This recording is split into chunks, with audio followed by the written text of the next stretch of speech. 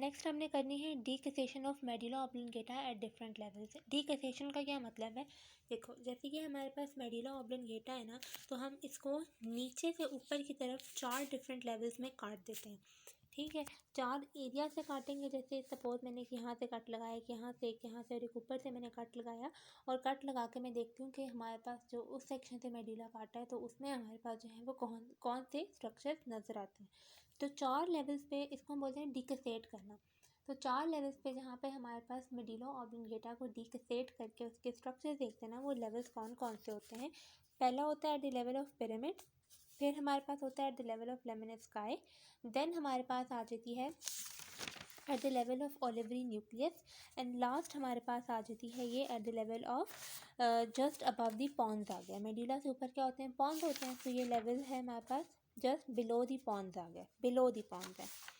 अब सबसे पहले जो हमने करनी है वो हमारे पास है decussation at the level of pyramid आ गया। जब पिरामिड्स के लेवल पे मेडुला को डीकसेट करते हैं ना, यानी सबसे नीचे वाले सेक्शन में, तो इसमें भी हमने 3 चीज़ें करनी। एक, इसके अंदर कैविटी होगी, देन इसके अंदर न्यूक्लियाई होंगे, वो न्यूक्लियाई होंगे तो हमारे पास ट्रैक्स भी बनाएंगे। ये जो चीज़ें हैं ना, ये डायग्राम जो है ना, ये आपको बनाने के लिए भी आ जाती हैं कि लेबल करें इन्हें। और इसके अलावा जब आपकी ऑस्पी होती है तो उसके अंदर ये डायग्राम्स, इन चारों में से कोई भी एक डायग्राम आई होती है और एक स्ट्रक्चर को इनमें से कोई भी पार्ट मिसिंग होता है और कहते हैं कि लेबल करके बताएं, या बहुत सारे पार्ट्स मिसिंग होते हैं और वो आपसे कहते हैं कि लेबल करें कि क्या है।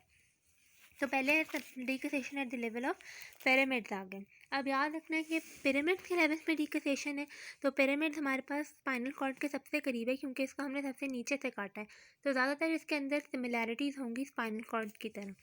और ये भी याद रखना है, ये वाली जो सरफेस है ये पोस्टीरियर सरफेस है, ये वाली जो सरफेस है ये एंटीरियर सरफेस है।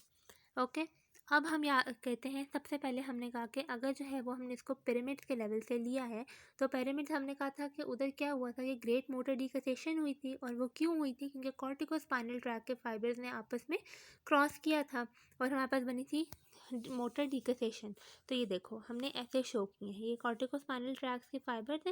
ये कौन सा ट्रैक था, लैटरल कॉर्टिकोस्पाइनल ट्रैक है, ये भी लैटरल कॉर्टिकोस्पाइनल ट्रैक है।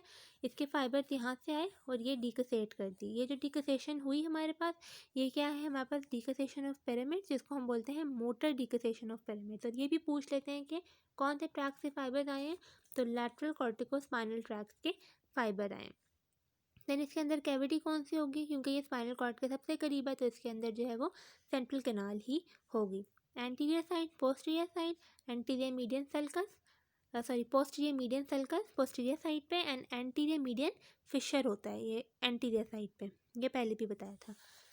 अब हम कर लेते हैं। अच्छा, याद रखना है कि जो हमारे पास स्पाइनल कॉर्ड है ना, उसके अंदर हर लेवल पे जो एक न्यूक्लियस, अगर कोई भी न्यूक्लियस नहीं ना आता, तो हर लेवल पे एक नर्व और उसका न्यूक्लियस हमेशा प्रेजेंट होंगे। वो नर्व कौन सी है हमारे पास, ट्राइजेमिनल नर्व है, क्रेनियल नर्व नंबर 5, एंड उसका न्यूक्लियस हमेशा प्रेजेंट होगा। तो जब भी हमारे पास न्यूक्लियस प्रेजेंट होगा तो वो न्यूक्लियस ज़ाहिर है कोई ना कोई ट्रैक भी बनाएगा। तो सबसे पहले हम कहते हैं कि ऊपर की तरफ पोस्टीरियर सरफेस पे देखो, ये जो बड़ा सा न्यूक्लियस है ये हमारे पास होता है न्यूक्लियस ऑफ ट्राइजेमिनल नर्व। और क्योंकि पिरामिड जो है वो स्पाइनल कॉर्ड के करीब होते हैं, तो ये spinal nucleus of trigeminal nerve होगा, और इसके पीछे जो है ये हमारे पास spinal tract of trigeminal nerve बनेगा। इसी तरह ये देखो अंदर हमारे पास होता है, ये होता है हमारे पास न्यूक्लियस क्यूनिएटस, एंड ये होता है न्यूक्लियस ग्रेसियालस। जब हम ट्रैक्स पढ़े थे हमने ये न्यूक्लियस भी पढ़े थे, और फैसिकुलस क्यूनिएटस एंड फैसिकुलस ग्रेसियालस भी पढ़े थे। जो फैसिकुलस क्यूनिएटस होते हैं वो हमारे पास अपर लिम्ब से इन्फॉर्मेशन कलेक्ट करता है ट्रैक, और ग्रेसियालस जो होता है वो लोअर लिम्ब से इन्फॉर्मेशन कलेक्ट करता है। हर यहाँ पे सिर्फ इतना पता होना चाहिए कि ये हमारे पास क्या था, spinal nucleus of trigeminal nerve and spinal tract of trigeminal nerve. Then ये जो अंदर की तरफ होते हैं वो हमेशा न्यूक्लियर होते हैं, बाहर की तरफ उनके ट्रैक्स बनते हैं। तो ये आ गया न्यूक्लियस क्यूनिएटस, ट्रैक है फैसिकुलस क्यूनिएटस। देन न्यूक्लियस ग्रेसियालस, इसका ट्रैक है हमारे पास फैसिकुलस ग्रेसियालस आ गए।